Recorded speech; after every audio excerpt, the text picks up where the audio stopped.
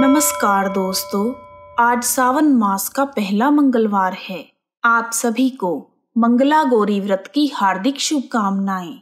सावन का महीना जितना भगवान भोलेनाथ को प्रिय है, उतना ही यह माँ गौरी को भी प्रिय है। सावन में आने वाले हर मंगलवार को मंगला गौरी का व्रत किया जाता है। इस दिन महिलाएं अखंड सौभाग्य की प्राप्ति के लिए माँ गौरी का व्रत करती हैं। यदि किसी के शादीशुदा जीवन में कोई बाधा आ रही हो तो मंगला गौरी व्रत करने से सभी समस्याएं खत्म हो जाती हैं और संतान सुख की प्राप्ति होती है। आइए शुरू करते हैं मंगला गौरी व्रत की पौराणिक कथा। गौरी मैया की जय। जय माँ पार्वती। प्राचीन समय में पंपापुर गांव में एक साहूकार अपनी पत्नी के साथ रहता था। उसके घर में अन्न धन की कोई कमी नहीं थी, परंतु संतान न होने का दुख उनके मन को परेशान करता था। एक दिन साहूकार के घर पर एक साधु आया। तब साहूकार ने अपनी पत्नी के साथ उनका खूब आदर सत्कार किया और अपनी व्यथा सुनाई। तब साधु ने उन्हें सावन मास के मंगलवार को माता पार्वती की पूजा करने और व्रत रखने को कहा। साधु महाराज के कहे अनुसार श्रावण मास के पहले मंगलवार से साहूकारनी ने मां पार्वती की पूजा और व्रत करना आरंभ कर दिया। कई महीनों तक उसने मंगलवार के दिन व्रत और पूजन किया। उसके भक्ति भाव से मां पार्वती प्रसन्न हुई। एक दिन साहूकार को सपना आया कि जिस आम के वृक्ष के नीचे गणेश जी बैठे हों, उस आम के वृक्ष का फल तोड़कर अपनी पत्नी को खिला देना। तुम्हें अवश्य ही पुत्र रत्न की प्राप्ति होगी। सुबह आंख खुलने के साथ ही साहूकार आम के वृक्ष को ढूंढने के लिए निकल पड़ा। एक दिन उसे आम का वृक्ष दिखाई दिया। तब फल तोड़ने के लिए उसने पेड़ पर पत्थर मारे। ऐसा करने से उसे आम का फल तो मिल गया, परंतु जब वह फल तोड़ने के लिए पत्थर मार रहा था तो उसका पत्थर गणेश भगवान को लग गया, जिससे उन्हें चोट आ गई। तब गणेश जी गुस्सा हो गए और उन्होंने श्राप देते हुए कहा, हे स्वार्थी मनुष्य, तूने अपने स्वार्थ के कारण मुझे चोट पहुंचाई है। तुझे भी एक ऐसी ही चोट लगेगी। माँ पार्वती के आशीर्वाद से तुझे पुत्र रत्न की प्राप्ति होगी, परंतु वह सांप के काटने से 21 वर्ष की आयु में मृत्यु को प्राप्त हो जाएगा। गणेश जी की ऐसी वाणी सुनकर साहूकार घबरा गया। उसने घर जाकर आम का फल अपनी पत्नी को खिला दिया, परंतु गणेश भगवान के श्राप वाली बात उसे नहीं बताई। 9 महीने बाद उसके यहाँ एक सुंदर बालक का जन्म हुआ। उसका नाम मनु रखा गया।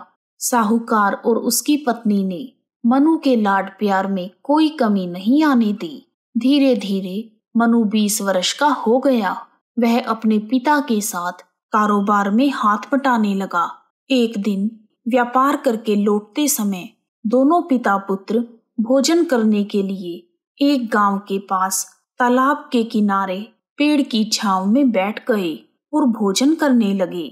उसी समय गांव की 2 लड़कियां उस तालाब पर कपड़े धोने आई।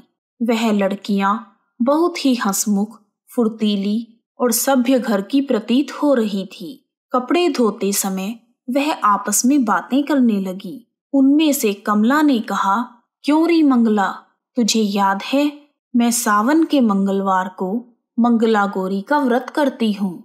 अब तो अगले मंगलवार को मैं व्रत का उद्यापन करूंगी। इस व्रत को करने से मुझे सुयोग्य पति मिलेगा और मैं सुख चैन से रहूंगी। फिर उसने कहा, मंगला, तू भी अगले साल से श्रावण मास के पहले मंगलवार से व्रत करना शुरू कर देना, तो तुझे भी मनपसंद पति मिलेगा। इस व्रत को करने से पति की आयु बढ़ती है। कमला की बातें सुनकर मंगला भी मंगला गौरी का व्रत करने को राजी हो गई। पेड़ के नीचे भोजन करते समय वह दोनों पिता पुत्र उन लड़कियों की बातें सुन रहे थे। उन लड़कियों की बातें सुनकर सेठ जी समझ गए कि कमला नाम की लड़की उनके पुत्र के साथ विवाह के लिए सर्वश्रेष्ठ है।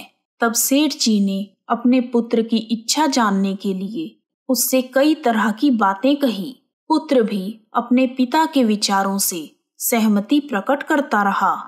पुत्र की इच्छा जानने के बाद सेठ जी ने कमला के साथ उसका विवाह करने का निश्चय कर लिया और सोचा कि ऐसा करने से मेरे पुत्र की आयु बढ़ सकती है और कोई अनहोनी घटना भी टल सकती है। फिर सेठ जी अपने पुत्र के साथ कमला के पीछे पीछे उसके घर पहुंच गए। कमला के पिता भी बड़े ही नामी साहूकार थे।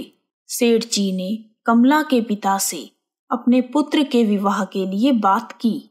दोनों परिवार कमला और मनु का विवाह करने के लिए सहमत हो गए। शुभ मुहूर्त में बड़ी धूमधाम से मनु और कमला का विवाह संपन्न हो गया। दोनों ने पति पत्नी के रूप में बड़े बुजुर्गों के आशीर्वाद के साथ घर संसार चलाना शुरू कर दिया। ससुराल में आकर भी कमला ने मंगला गौरी का व्रत नियम के अनुसार चालू रखा, जिससे माता पार्वती ने एक दिन कमला को सपने में दर्शन देकर कहा, पुत्री, मैं तेरे व्रत से प्रसन्न हूँ, लेकिन तेरे पति की आयु बहुत कम है। अगले महीने मंगलवार के दिन एक सांप तेरे पति को डसने के लिए आएगा, लेकिन तुम घबराना मत। तुम सांप के लिए एक प्याले में मीठा दूध रखना और उसके पास एक खाली मटकी रख देना। सांप दूध पीकर अपने आप मटकी में चला जाएगा। तब तू जल्दी से उस मटकी का मुंह कपड़े से बांध देना और उसे जंगल में छोड़ देना। ऐसा करने से तेरे पति के प्राण बच जाएंगे। जब अगले महीने का मंगलवार आया तो कमला ने किसी को कुछ भी बताए बिना माँ पार्वती के कहे अनुसार सारा कार्य कर दिया। माँ पार्वती की कृपा से कमला के पति के प्राण बच गए। इस प्रकार मंगला गौरी के पावन व्रत के प्रभाव से मनु दोष मुक्त हो गया। बोलो मंगला गौरी माता की जय। जब घर वालों को यह बात पता चली तो सबकी खुशी का ठिकाना न रहा। फिर पूरे गांव में कमला का गुणगान होने लगा। गांव की महिलाओं ने कमला से व्रत की विधि पूछी और वह सब भी मंगला गौरी का व्रत करने लगी। कमला ने अगले मंगलवार को विधि विधान से मंगला गौरी व्रत का उद्यापन किया और ब्राह्मणों को भोजन करवाने के बाद दक्षिणा देकर उनका आशीर्वाद लिया। इस प्रकार मंगला गौरी व्रत की कथा पूर्ण हुई। आइए अब जानते हैं मंगला गौरी व्रत की विधि। मंगला गौरी व्रत शुरू करने के लिए सावन के पहले मंगलवार के दिन सूर्योदय से पूर्व उठकर स्नान आदि से निवृत्त होकर स्वच्छ वस्त्र धारण करें। फिर एक चौकी पर लाल रंग का कपड़ा बिछाकर माँ गौरी की फोटो या मूर्ति रखें। उसके बाद मंगला गौरी व्रत का संकल्प लें और आटे से बने हुए दिए को जलाकर षोडशोपचार से माँ गौरी का पूजन करें। इस दिन एक ही बार अन्न ग्रहण करें और पूरा दिन माँ पार्वती की पूजा करें। पूजा में माता पार्वती को 16 श्रृंगार का सामान अवश्य अर्पित करें। पूजा करने के बाद माँ पार्वती की आरती करें। इस प्रकार मंगला गौरी व्रत कथा और पूजा विधि पूर्ण हुए। कहानी सुनने वालों का भी भला और सुनाने वालों का भी भला।